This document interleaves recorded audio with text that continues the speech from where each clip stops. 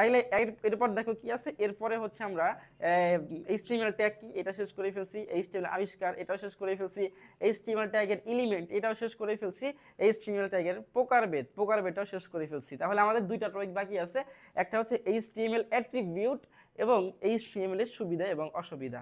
ওকে, তো আমাদের ক্লাস কতক্ষণ হয়েছে? আমাদের ক্লাস অলমোস্ট প্রায় আধা ঘন্টার মতো হয়ে গেছে। ওকে, তো এখন আসো আমরা কি করব, আমরা হচ্ছে এইচটিএমএল এর অ্যাট্রিবিউট এবং সুবিধা অসুবিধাগুলো দেখব। এখন এই জায়গাতে এই স্লাইডে আমাদের অ্যাট্রিবিউট সুবিধা অসুবিধাগুলো নেই, এই জন্য আমরা কি করব, আমরা একটু অন্য স্লাইডে চলে যাব। ওই স্লাইডে আমাদের এবং অন্য এনভায়রনমেন্টে যেতে হবে। তো চলো আমরা এই এনভায়রনমেন্ট থেকে বের হয়ে যাই, আমাদের এখানে কাজ নেই, আমি এখান থেকে বের হয়ে যাই। ওকে, আমাকে যেতে হবে হচ্ছে অন্য একটা এনভায়রনমেন্টে যেখানে এইচটিএমএল অ্যাট্রিবিউটগুলো আছে। ওকে, তো চলো আমরা চলে আসছি অন্য একটা এনভায়রনমেন্টের মধ্যে যেখানে আমি এইচটিএমএল অ্যাট্রিবিউট লিখে দিয়েছি। চলো আমরা একটু একটু সামনে চলে যাই। ওকে, তো এখান থেকে শুরু করি। আচ্ছা, চলো আবার স্লাইডে চলে যাচ্ছি আমরা। Okay fine. ওকে, তো চলো এইখানে দেখো আমাদের 5 নাম্বার যে ইয়াটা ছিল, টপিকটা ছিল এইচটিএমএল অ্যাট্রিবিউট, সেখানে আমরা চলে আসছি। তো এইচটিএমএল অ্যাট্রিবিউট কি, এটাও কিন্তু আমাদেরকে কি করতে হবে, এটা আমাদেরকে কিন্তু মুখস্থ করতে হবে, কারণ এখান থেকে তোমার ক মার্কসের জন্য প্রশ্ন হতে পারে। আমি একটু রেড করে নেই কালারটা। ওকে, তো এটাও আমাদের ক মার্কসের জন্য আসবে, ঠিক আছে, একটু লিখে রাখি, এটা ক মার্কসের জন্য আসবে, একটু মুখস্থ করে নিবা। যারা তোমার এইচএসসি ব্যাচ 2025 আসো তাদের কিন্তু খুব ইম্পর্টেন্ট আমাদের এই স্পেশাল কোর্সটা, ঠিক আছে, কজ এই স্পেশাল কোর্সটা তোমরা যদি কমপ্লিট করতে পারো রমজান মাসের মধ্যে, তাইলে ইনশাল্লাহ তোমার এই আইসিটি নিয়ে আসলে কোনো ডাউট থাকবে না, কোনো প্যারা থাকবে না, রিল্যাক্স আইসিটিতে প্লাস চলে আসবে গ্যারান্টি, যদি তোমরা ভালোভাবে কোর্সটা করে থাকো রেগুলার। আচ্ছা, তো চলো এইচটিএমএল অ্যাট্রিবিউটটা কি। অ্যাট্রিবিউট হচ্ছে তোমার এইচটিএমএল এলিমেন্টের অতিরিক্ত তথ্য প্রদানের জন্য নির্দিষ্ট ট্যাগের সাথে যে নির্দিষ্ট শব্দ এবং তার মান ব্যবহার করা হয় তাকে আমরা অ্যাট্রিবিউট বলি। একটু কঠিন মনে হচ্ছে তাই না, আমি একটু সহজ করে দিচ্ছি। দেখো আমরা তো এইচটিএমএল এলিমেন্টটা পড়ছি তাই না, তো এই এলিমেন্টের অতিরিক্ত তথ্য, এলিমেন্টের এক্সট্রা ইনফরমেশন, অতিরিক্ত তথ্য আমরা কি করতে পারি, আমরা নির্দিষ্ট ট্যাগের সাথে যে নির্দিষ্ট শব্দ, তাহলে এই যে এখানে ওয়ার্ড নির্দিষ্ট শব্দ এবং তার মান ব্যবহার করা হয় তাকে আমরা অ্যাট্রিবিউট বলি। ধরো আমি একটা এক্সাম্পল দিই তোমাদেরকে, লাইক ধরো এইখানে আমাদের এলিমেন্ট কোনটা, এলিমেন্ট হচ্ছে আমার গুগল, এলিমেন্টটা গুগল, দেখো ভালো মতো খেয়াল করো, এলিমেন্ট হচ্ছে গুগল। কেন এলিমেন্ট গুগল, কারণ হচ্ছে তোমার আমরা এলিমেন্টের সংজ্ঞাতে পড়ছিলাম যে স্টার্টিং ট্যাগ এবং এন্ডিং ট্যাগ, এদের মাঝে যে অংশটা থাকবে তাকে আমরা এলিমেন্ট বলবো। দেখো তো এই যে স্টার্টিং ট্যাগ আছে, তারপরে কি আছে, এই যে এন্ডিং ট্যাগ আছে, স্টার্টিং ট্যাগ এন্ডিং ট্যাগ আছে। এখন এই ট্যাগের মাঝখানেই কিন্তু দেখো এলিমেন্ট আছে, মানে তোমার গুগল আছে, তাহলে স্টার্টিং এবং এন্ডিং এর মাঝেই তো যেটা আছে সেটা এলিমেন্ট, তাহলে এটা এলিমেন্ট, আমরা এলিমেন্ট চিনে ফেললাম, এটা এলিমেন্ট। আচ্ছা, এখন এই এলিমেন্টের কি করছে, এই এলিমেন্টের অতিরিক্ত তথ্য বা অতিরিক্ত ইনফরমেশন, এখন এই এলিমেন্টের অতিরিক্ত ইনফরমেশন কি কি হতে পারে, একটু ভালো মতো বোঝার চেষ্টা করো, যে এই এলিমেন্টের অতিরিক্ত যেই ইনফরমেশন কি কি হতে পারে। হতে পারে এরকম যে এই যে গুগল লেখাটা, এই গুগল লেখাটা যদি আমি একটু ভালো করে তোমাদের এখানে দেখাই, ধরো এইটা একটা আমাদের ওয়েব পেজ, এটা একটা আমাদের ওয়েব পেজ, ঠিক আছে। এখন এই ওয়েব পেজের মধ্যে যে গুগল লেখাটা আছে, আমি অন্য কালার দিচ্ছি, সাদা দিচ্ছি, ধর এই যে গুগল লেখাটা আছে,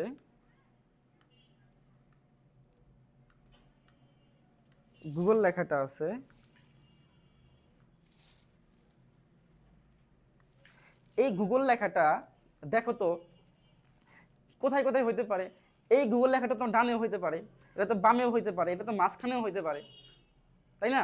আমি তোমাকে ভালো করে দেখাই, ধরো আমি এখানে একটা লিখলাম যে গুগল,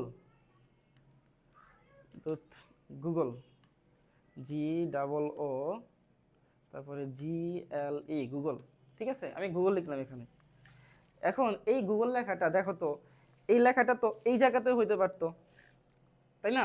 এটা কি, এটা হচ্ছে তোমার একটা ওয়েব পেজের বাম সাইড, আবার এই লেখাটা এখানে না হয়তো এখানেও হইতে পারতো, মানে একটা ওয়েব পেজের মাঝখানেও হইতে পারতো, আবার এই লেখাটা মাঝে না হয়ে তো এক কর্নারে হইতে পারতো, তাই না? হইতে পারতো কি না? হইতে পারতো। এখন তাইলে তুমি লেখাটাকে, এই গুগল লেখাটাকে তুমি কি সাইডে রাখবা, তুমি কি সাইডে রাখবা, নাকি মাঝখানে রাখবা, নাকি তোমার ডান সাইডে রাখবা, এইটা তোমাকে বলে দিতে হবে। এবং এই জিনিসটাই হচ্ছে তোমার এক্সট্রা ইনফরমেশন, যাকে আমরা অ্যাট্রিবিউট বলতেছি। তাইলে অ্যাট্রিবিউটটা ক্লিয়ার আই থিঙ্ক। আবার এটাও তো হইতে পারে, দেখো এই যে গুগল লেখাটা, এই গুগল লেখাটা এটা কি, এটা আমরা কি লিখছি, কি বলে এটাকে, তোমার সাদা কালারে লিখছি, এটা তো লাল কালারেও লেখা যেতে পারে, তাই না? বা এটাকে লাল কালারে না রেখে এটা তোমার নীল কালার, নীল কালার যেটা সেটাতেও লিখতে পারি, বা গ্রিন কালারেও লিখতে পারি। তাইলে এই যে একটা গুগল বা এই যে একটা তোমার এলিমেন্ট, এই এলিমেন্টের এইগুলো এক্সট্রা ইনফরমেশন, যে এই এলিমেন্টটা কোথায় বসবে, এটা কি তোমার ওয়েব পেজের মিডলে বসবে, ওয়েব পেজের রাইট সাইডে বসবে, নাকি লেফট সাইডে বসবে, এটা কালার কি হবে, এটা কালার কি কালো হবে, এর কালার কি সাদা হবে, অথবা এর কালার কি নীল হবে।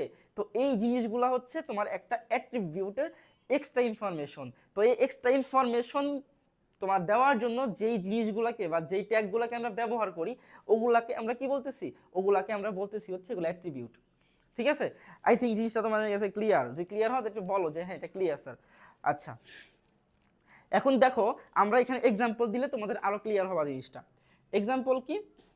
এক্সাম্পল হচ্ছে তোমার, দেখো তো যে এই যে H1 এটা একটা ট্যাগ, H1 এটাও একটা ট্যাগ। এখন এই ট্যাগের মধ্যে আমি এগুলাকে সরিয়ে দিতেছি, আমার এগুলো লাগবে না, আমি এগুলোকে সরিয়ে দিচ্ছি। দেখো এই ট্যাগের মধ্যে এই যে গুগল লেখা আছে, এই গুগলটা এখানে একটা কি অ্যাট্রিবিউট ইউজ করছে। সেই অ্যাট্রিবিউটটা কি? সেই অ্যাট্রিবিউটটা হচ্ছে তোমার এই যে অ্যালাইন। ঠিক আছে, অ্যালাইন, এই অ্যালাইনটা হচ্ছে সেই অ্যাট্রিবিউট, যে অ্যাট্রিবিউট দিয়ে তুমি তোমার এলিমেন্টকে কোথায় বসাবা সেটা ডিফাইন করবা। তাহলে এখানে অ্যালাইন লেখার পরে কি লিখছে? Align equal circle. ঠিক আছে, সার্কেল, এখানে সার্কেল হবে না, সরি এখানে সেন্টার হবে, এটা সার্কেল হবে না, টাইপিং মিস্টেক করছে, সেন্টার হবে, সেন্টার। ঠিক আছে, সেন্টার হবে। তাইলে এলিগেন্ট ইকুয়ালস টু সেন্টার। তো এই সেন্টার মানে কি? সেন্টার মানে হচ্ছে তোমার এই যে গুগল যে লেখাটা, এই লেখাটা হচ্ছে মাঝখানে বসবে। গুগল লেখাটা কোথায় বসবে? মাঝখানে বসবে। ঠিক আছে, আবার আমার এখানে অ্যালাইন, অ্যালাইন লিখে আমি কি দিছি? অ্যালাইন লিখে আমি তোমার দিছি হচ্ছে লেফট। লেফট, যখন আমি লেফট দিছি তার মানে কি? তার মানে হচ্ছে তোমার এই যে লেখাটা, এই লেখাটা হচ্ছে কোথায় বসবে? এই লেখাটা হচ্ছে তোমার একটু বামের দিকে চলে যাবে, তাই না? এই লেখাটা কি হবে? একটু লেফট দিকে চলে যাবে, লেফট সাইডে বসবে। আচ্ছা, আবার আমি কি লিখছি? আবার আমি লিখছি হচ্ছে তোমার অ্যালাইন রাইট। অ্যালাইন রাইট মানে কি? অ্যালাইন রাইট মানে হচ্ছে এই যে লেখাটা গুগল, এই লেখাটা হচ্ছে ডান সাইডে বসবে। ঠিক আছে, তাহলে সেন্টার হইলে মাঝে, লেফট হইলে বামে, রাইট হইলে ডানে। তো এই যে এক্সট্রা ইনফরমেশন তুমি যে দিলা এই এলিমেন্টের, এই এক্সট্রা ইনফরমেশন দেওয়ার জন্য আমরা যেই ট্যাগ ব্যবহার করছি, যাকে আমরা বলছি হচ্ছে অ্যালাইন, এই অ্যালাইনটাকেই আমরা মূলত বলি হচ্ছে অ্যাট্রিবিউট। এই অ্যালাইনটাকে আমরা কি বলি? অ্যাট্রিবিউট বলি। ঠিক আছে, এখন অ্যাট্রিবিউট লেখার সিস্টেমটা কি? অ্যাট্রিবিউট লিখবো কিভাবে? I think clear. যদি ক্লিয়ার হবে আমাকে একটু জানাবা তোমরা কষ্ট করে, আমি এটা মুছে দিচ্ছি। তো অ্যাট্রিবিউট, ওকে, তো অ্যাট্রিবিউট লেখার সিস্টেমটা কি? দেখো আমি এগুলো সব ডিলিট করে দিচ্ছি, এটা গুগল আমার লাগবে না। তো অ্যাট্রিবিউট লেখার সিস্টেমটা হচ্ছে তোমাদেরকে প্রথমে সেই ট্যাগ লিখতে হবে, তারপর হচ্ছে এলিয়ান লিখতে হবে। ঠিক আছে, এলিগেন লেখার পর তুমি কোথায় বসাবা? এটা সার্কেলে বসবে, মানে তোমার সেন্টারে বসবে, তাহলে সেন্টার দাও দিতে হবে। এখন সেন্টার দেওয়ার পর কি করতে হবে? দুই পাশে দুইটা কমা দিতে হবে, ইনভাইটেড কমা। ঠিক আছে, লাইক এরকম আমি এখানে লিখে দেই। ধরো আমার এখানে কি হইলো? ALIGN। ঠিক আছে, align equals to, align equals to কী হবে? আমি চিন্তা করলাম যে আমার গুগল লেখাটা হচ্ছে লেফটে যাবে, তাইলে আমাকে এখানে দুইটা ইনভাইটেড কমা লিখতে হবে, দিয়ে এখানে লিখতে হবে লেফট, এখানে লিখতে হবে কি? লেফট, আবার দুইটা ইনভাইটেড কমা দিতে হবে, দিয়ে এই দেখো এইটা হচ্ছে আমার লেখার system, align equals to left. ঠিক আছে, এবং তুমি লেফট বা রাইট বা সেন্টার তুমি যেটাই বলো ওইটার দুই পাশে কি করবা? তুমি ইনভাইটেড কমা দিয়ে আটকাইতে হবে। এবং আমি এখানে ট্যাগ লিখে দিচ্ছি, H1 ট্যাগ। এখন H1 ট্যাগটা কি? এটা আমরা পরে আলোচনা করতেছি। এবং এইখানে ক্লোজ করে দিতে হবে। ঠিক আছে, ক্লোজ কোথায় হবে?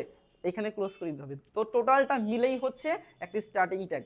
দেখো এই সম্পূর্ণটা H1 align equals to left, এই সম্পূর্ণটা মিলেই কি একটা স্টার্টিং ট্যাগ, তারপরে আমার এলিমেন্ট বসবে গুগল, এখানে গুগল বসাবো, তারপরে আমার ইন্ডিং ট্যাগ দিয়ে দেবো।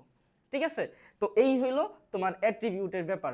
তো আই থিঙ্ক তোমরা অ্যাট্রিবিউট ব্যাপারটা ক্লিয়ার। আচ্ছা, তারপরে এখানে দেখো এখানে কি বলছে, এই যে অ্যালাইন হলো অ্যাট্রিবিউট নেম। অ্যালাইনটা কি? অ্যালাইনটা হচ্ছে এই যে অ্যালাইন, এটা হচ্ছে অ্যাট্রিবিউট নেম। ঠিক আছে, আর এই যে তোমার সেন্টার, এই সেন্টারটা হচ্ছে তোমার অ্যাট্রিবিউট ভ্যালু। তুমি কোথায় বসাবা, এটা কি লেফটে বসবে, রাইটে বসবে, নাকি কোথায় বসবে, এটা কালার কি হবে, এই যে কালারগুলা, এগুলাকে বলে অ্যাট্রিবিউট ভ্যালু। আর এগুলোকে যে নির্দেশ করে যে ট্যাগের মাধ্যমে, তাকে বলে অ্যালাইন। এই অ্যালাইনটা হচ্ছে অ্যাট্রিবিউট নেম। তো আই থিঙ্ক তোমাদের এই HTML অ্যাট্রিবিউটটা ক্লিয়ার। দেখো আমাকে জানাবা যে তোমাদের HTML অ্যাট্রিবিউটটা ক্লিয়ার কিনা। ওকে, আচ্ছা, ওকে ফাইন। চলো, ক্লাস রেকর্ড থাকবে, যদি কোনো প্রবলেম থাকে পার্সোনালি আমাকে নক করলে আমি তোমাদেরকে বুঝিয়ে দেবো। আর রেকর্ড থাকবে, যদি কোনো প্রবলেম হয় তো তোমরা পরবর্তীতে ক্লাস দেখে নিতে পারবা। আচ্ছা, তাইলে আমাদের HTML অ্যাট্রিবিউট ব্যাপারটা শেষ। এরপরে আসো আমরা আজকের লাস্ট টপিক পড়বো। আজকের লাস্ট সেটা কি, HTML এর সুবিধা এবং অসুবিধা। HTML এর সুবিধা অসুবিধাটা আসলে পরীক্ষাতে আসে 2 মার্কসের জন্য। মানে তোমাদেরকে এখান থেকে প্রশ্ন করবে কি, এখান থেকে প্রশ্ন করবে যে HTML এর সুবিধা অসুবিধা, মানে HTML এর সুবিধা অসুবিধার মধ্যে পার্থক্যগুলো লেখো, মানে সুবিধাগুলো কি অসুবিধাগুলো কি। ঠিক আছে, একটু পার্থক্য করে লিখতে হবে। 2 মার্কসের জন্য আসবে, এটা ক না, এটা খতে আসবে, আমি তো ভুল লিখলাম, এটা খতে আসবে। হ্যাঁ, এটা আসবে খতে, সুবিধা অসুবিধাগুলো খতে আসবে। আচ্ছা, তাহলে সুবিধাগুলো কি কি যদি খতে আসে, তোমরা কি করবা, তোমরা হচ্ছে 3টা লিখবা, 3টা সুবিধা লিখবা, 3টা অসুবিধা লিখবা, 2 মার্কস দিয়ে দেবে। অথবা দুইটা লিখতে পারো আর কি, বড় বড় হলে 2টা, ছোট ছোট হলে 3টা। আচ্ছা, তো HTML এর সুবিধা অসুবিধার মধ্যে আমরা প্রথমে সুবিধাগুলোকে দেখি। এখানে সুবিধা কি কি আছে? 1 নাম্বার সুবিধা কি, যে HTML খুব সহজে ব্যবহার করা যায়। এটা 1 নাম্বার সুবিধা, যে খুব সহজে এটাকে ব্যবহার করা যায়, কারণ এটা তো তোমার হচ্ছে প্রোগ্রামিং ল্যাঙ্গুয়েজ না। প্রোগ্রামিং ল্যাঙ্গুয়েজগুলো হচ্ছে একটু কমপ্লেক্স, একটু ক্রিটিক্যাল, এগুলা খুব সহজে ব্যবহার করা যায় না। কিন্তু HTML যেহেতু মার্কআপ ল্যাঙ্গুয়েজ, খুব সহজ, এই জন্য এগুলাকে খুব সহজেই কিন্তু ব্যবহার করা যায়। অত বেশি কমপ্লেক্সিটি বা অত বেশি জটিলতা কিন্তু পাওয়া যায় না। এরপর 2 নাম্বার বলছে কি, 2 নাম্বার বলছে সকল ব্রাউজার HTML সমর্থন করে। সকল ব্রাউজার, দেখো এখানে অনেক কিছু বোঝার আছে। সকল ব্রাউজার মানে কি, যেমন আমরা কি কি জানি ব্রাউজার হিসেবে, গুগল ক্রোম, তাই না, এগুলো একটা ব্রাউজার। তারপর হচ্ছে ওপেরা মিনি, তোমরা তো ওপেরা মিনি মোবাইলে দেখবে, ওপেরা মিনি একটা ব্রাউজার আছে। তো এরকম অনেকগুলো ব্রাউজার আছে। তো সকল ব্রাউজারেই তুমি HTML কে কি করতে পারবা, রান করতে পারবা। অর্থাৎ সকল ব্রাউজার হচ্ছে HTML সমর্থন করে বা সাপোর্ট করে। আচ্ছা, এরপরে আসো 3 নাম্বার কি, বিনামূল্যে ব্যবহার করা যায়। এটা এটা তোমার টাকা ছাড়াই HTML ব্যবহার করা যায়। তোমাদের ল্যাপটপ থাকলে তোমরা নিজেই HTML এই কোড লিখতে পারো। ঠিক আছে, তো তোমার HTML কোড লিখে ওয়েবসাইট ডেভেলপ করতে পারো, কোনো টাকা পয়সা কিছু লাগে না, ফ্রি সোর্স একদম। আচ্ছা, তারপর তোমার নট অনলি শুধু যারা ল্যাপটপ, তোমাদের যে ফোন আছে, মোবাইল ফোন দিয়ে HTML করা যায়। ঠিক আছে, আচ্ছা, এরপরে আসো 4 নাম্বার সুবিধা, HTML দ্বারা তৈরিকৃত ওয়েব পেজ লোড হতে কম সময় লাগে। আচ্ছা, এটা ইম্পর্টেন্ট একটা সুবিধা, যেহেতু HTMLটা তোমার খুব সহজ একটা তোমার কি প্রোগ্রামিং ভাষা, এই জন্য মানে তোমার হাই মার্কআপ ভাষা, এই জন্য এইটাকে ওয়েব পেজের মধ্যে যখন তুমি প্রদর্শন করবা, তখন তোমার এইটা কম লোড হবে, মানে খুব অল্প সময়ের মধ্যেই তোমার পেজটা চলে আসবে। আর যখন আমরা অন্যান্য ল্যাঙ্গুয়েজ ইউজ করি ওয়েবসাইটের মধ্যে, তখন দেখা যায় যখন আমরা ওয়েবসাইটের মধ্যে মুভ করি, ঢুকি, তখন ওয়েবসাইটটা আমাদের কাছে আসতে অনেক লোড হয়, ঘুরতে তারপরে আসে। ঠিক আছে, কিন্তু HTML যেহেতু খুব সহজ, এই জন্য এইটার অত মেমোরি খায় না। অত মেমোরি না খাওয়ার কারণে এইটা তোমার ব্রাউজারের মধ্যে জাস্ট ক্লিক করলে অল্প সময় লোড হওয়ার মাধ্যমেই আমাদের সামনে ওয়েব পেজটা প্রদর্শিত হয়। ঠিক আছে, এই হলো ব্যাপার। তো এই 4টা হচ্ছে তোমার নর্মালি HTML এর সুবিধা। এরপরে আসো HTML এর অসুবিধাগুলো কি। অসুবিধাগুলোর মধ্যে আছে HTML দ্বারা ডাইনামিক ওয়েবসাইট তৈরি করা যায় না। আচ্ছা, এটা খুব ইম্পর্টেন্ট একটা জিনিস। আমাদের তো ওয়েব ডেভেলপমেন্টের যে পার্টটা আছে চ্যাপ্টারের, এটা কিন্তু আমরা শেষের দিকে করবো বলছিলাম, তাই না। তার মানে ওয়েব ডেভেলপমেন্টে তোমার 2 ধরনের ওয়েবসাইট আছে। একটাকে আমরা বলি হচ্ছে স্ট্যাটিক ওয়েবসাইট, একটাকে বলি আমরা ডাইনামিক ওয়েবসাইট। এগুলো নিয়ে আমরা ডিটেলস আলোচনা পরে করবো, জাস্ট বেসিক আমি একটু বলে দিচ্ছি তোমাদের। স্ট্যাটিক ওয়েবসাইটটা কি, স্ট্যাটিক ওয়েবসাইটটা হচ্ছে যে সকল ওয়েবসাইট একবার ডেভেলপ করার পর পরবর্তীতে চেঞ্জ করা যায় না, তুমি চাইলেই ওয়েবসাইটকে আর এডিট করতে পারবা না, এই ধরনের ওয়েবসাইটকে স্ট্যাটিক ওয়েবসাইট বলে। আর ডাইনামিক ওয়েবসাইট হচ্ছে যে ধরনের ওয়েবসাইট আমাদের বারবার চেঞ্জ করা যায়, যখন আপডেট হবে প্রয়োজন হবে তখন আপডেট দেওয়া যায়, এগুলো করে ডাইনামিক ওয়েবসাইট। আমরা যে সকল ওয়েবসাইটগুলো ব্যবহার করি এই সবগুলাই কিন্তু মূলত ডাইনামিক ওয়েবসাইট, স্ট্যাটিক না। এই যে আমরা ফেসবুক চালাচ্ছি, ইউটিউব চালাচ্ছি বা আদার্স যে ওয়েবসাইটগুলো দেখি আমরা, আমাদের স্কুলের ওয়েবসাইট, আমাদের কলেজের ওয়েবসাইট, এই সবগুলো কিন্তু তোমার ডাইনামিক ওয়েবসাইট, এগুলো স্ট্যাটিক না। এবং এই ডাইনামিক ওয়েবসাইটগুলো কিন্তু HTML দিয়ে তৈরি করা যাবে না, এটা এখানে বলছে যে HTML দ্বারা ডাইনামিক ওয়েবসাইট তৈরি করা সম্ভব না। ঠিক আছে, এটা এক নাম্বার তোমার অসুবিধা। দুই নাম্বার অসুবিধা কি? দুই নাম্বার অসুবিধা হচ্ছে HTML কোড লিখতে তোমার সিনট্যাক্স মনে রাখতে হয়। HTML কোড লিখতে সিনট্যাক্স মনে রাখতে হয়, এটা একটা অসুবিধা। এবং এই অসুবিধাটা সব প্রত্যেকটা প্রোগ্রামিং ল্যাঙ্গুয়েজের ক্ষেত্রেই। সিনট্যাক্স আসলে কি? সিনট্যাক্স হচ্ছে গ্রামার। আমরা বাংলায় কথা বলি তাই না, আমাদের একটা বাংলা কথা বলে ব্যাকরণ আছে, সিস্টেম আছে, নিয়ম আছে কিছু। আবার যারা ইংলিশম্যান বা যখন ইংলিশ শিখি, ইংলিশের কথা বলার কিন্তু একটা রুলস আছে, একটা ব্যাকরণ আছে, কিছু মানে গ্রামার আছে, যেগুলোকে ব্যবহার করে আমরা স্ট্রাকচারগুলোকে সাজাই, সাবজেক্ট, তারপর হচ্ছে ভার্ব, তারপর অবজেক্ট, এইভাবে হচ্ছে আমরা সেন্টেন্সগুলোকে সাজাই। তো HTML প্রোগ্রাম বা HTML যে কোড, এই কোড লেখার জন্য কিন্তু একটা গ্রামার ব্যবহার করতে হবে বা একটা স্ট্রাকচার মেনটেন করতে হবে, যাকে আমরা সিনট্যাক্স বলি। এখন তুমি যদি সিনট্যাক্সই মনে না রাখো, সিনট্যাক্স তোমার মাথায় নাই বা মুখস্থ নাই, মনে নাই, তাইলে কিন্তু তুমি গ্রামার মানে HTML তুমি লিখতে পারবে না। যেমন ধরো আমি ইংলিশ শিখতেছি, এখন আমি যদি ইংলিশের স্ট্রাকচার, এই কি বলে সেন্টেন্সের স্ট্রাকচার ভুলে যাই বা গ্রামার ভুলে যাই, তাই না, ভার্ব কোনটা, নাউন কোনটা, প্রোনাউন কোনটা, এইগুলো যদি ভুলে যাই, তাইলে কিন্তু আমি এই সাজাইতে পারবো না ইংলিশ সেন্টেন্সটাকে, বা আমি কিন্তু বলতে পারবো না। এই জন্য আমাদেরকে কি করতে হয়, এগুলোকে মুখস্থ করতে হয়। সেম HTML এর যে সিনট্যাক্স, এটা হচ্ছে HTML লেখার জন্য গ্রামার। ঠিক আছে, তো এইগুলোকে মনে রাখতে হবে বা মুখস্থ করতে হয়। তো এটা একটা অসুবিধা, তাই না, এটা একটা অসুবিধা যে এটা মনে রেখে তারপরে করতে হয়। এবং এই অসুবিধা প্রত্যেকটা ওয়েব পেজ মানে প্রত্যেকটা প্রোগ্রামিং ল্যাঙ্গুয়েজেরই আছে, কারণ তুমি যেই ল্যাঙ্গুয়েজে লিখবা সেই ল্যাঙ্গুয়েজেরই তোমাকে কি করতে হবে, তাদের গ্রামারটাকে কিন্তু মনে রাখতে হবে বা লার্নিং করতে হবে, মুখস্থ করতে হবে, এটা একটা অসুবিধা। এবং এখানে দেখো সিনট্যাক্সের যে সংজ্ঞাটা, এটা বলে দিচ্ছি যে প্রোগ্রামিং ল্যাঙ্গুয়েজ লেখার নিয়ম কানুনকে আমরা কি বলি, সিনট্যাক্স বলি। প্রোগ্রামিং ল্যাঙ্গুয়েজ লেখার যে নিয়ম কানুন বা যেটাকে আমরা গ্রামার বলতেছি আর কি, ওইটাই, এটাকে আমরা সিনট্যাক্স বলতেছি আর কি। এখন আসলে ডাইনামিক ওয়েবসাইটের সংজ্ঞা বলে দিছি, যে সকল ওয়েবসাইটের ডাটার মান ওয়েব পেজ লোডিং বা চালু করার পর পরিবর্তন করা যায় তাকে আমরা ডাইনামিক ওয়েবসাইট বলি। ঠিক আছে, অর্থাৎ ওয়েব পেজে যখন আমি ওয়েবসাইটটাকে দিয়ে দেব এবং সেই তার পরবর্তীতেও আমি চাইলে ওয়েব পেজটাকে পরিমার্জন বা আপডেট করতে পারবো, এই ধরনের ওয়েবসাইটকে আমরা বলি হচ্ছে ডাইনামিক ওয়েবসাইট। তো এই হলো মোটামুটি আমাদের HTML এর সুবিধা এবং অসুবিধা। তাইলে আমাদের আজকের ক্লাসে কি কি ছিল শুরু থেকে আমি একটু রিক্যাপ করে দেই, সামারি করে দেই। আজকের ক্লাসে আমরা পড়ছি HTML কি, হাইপারটেক্সট মার্কআপ ল্যাঙ্গুয়েজ। HTML একটা মার্কআপ ল্যাঙ্গুয়েজ, এটা একটা প্রোগ্রামিং ল্যাঙ্গুয়েজ না। তারপরে হচ্ছে HTML আবিষ্কার কে করছিলেন, টিম বার্নার্স-লি 1989 সালে HTML-টাকে আবিষ্কার করছিলেন।